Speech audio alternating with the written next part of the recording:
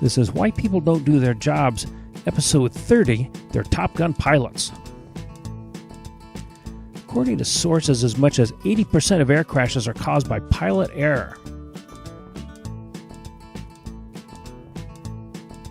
Somewhere around 1/3 of the time, this is due to pilots deliberately ignoring operating procedures.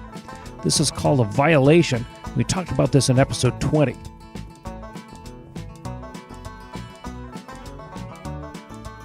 Here's a rule. Nobody ever made a movie about people that followed the rules all the time and never got into trouble, thus having to bail themselves out.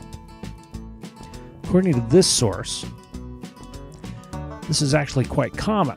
Various sources state that the pilots not following the SOP happens about 15% of the time. This is about the same proportion that ignore the speed limit. We learned this in episode 1. Why does this happen?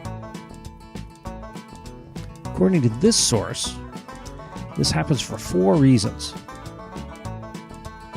Improvement, they blew off the rule because they thought they could do better. Malevolence, they ignored the rule because they wanted to destroy the system. Indolence, they wanted to make their job easier. And hedonic, there was a desire for sensation or fun.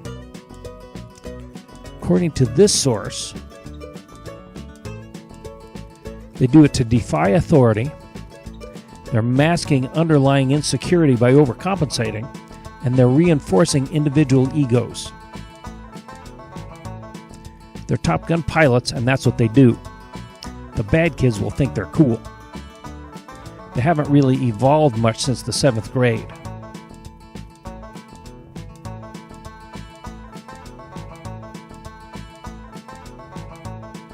Is it fixable? Well, according to this source, and this guy here,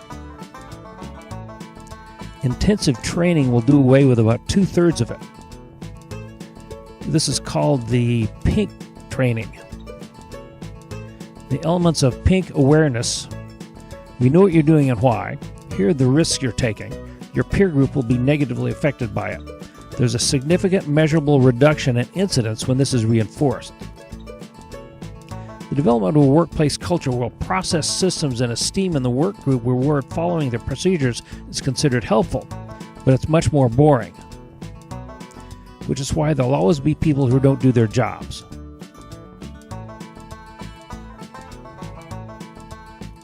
This has been a presentation of ISO-help.com. Here's our YouTube channel, and here's my bibliography. I was actually kind of a good kid as a 7th grader.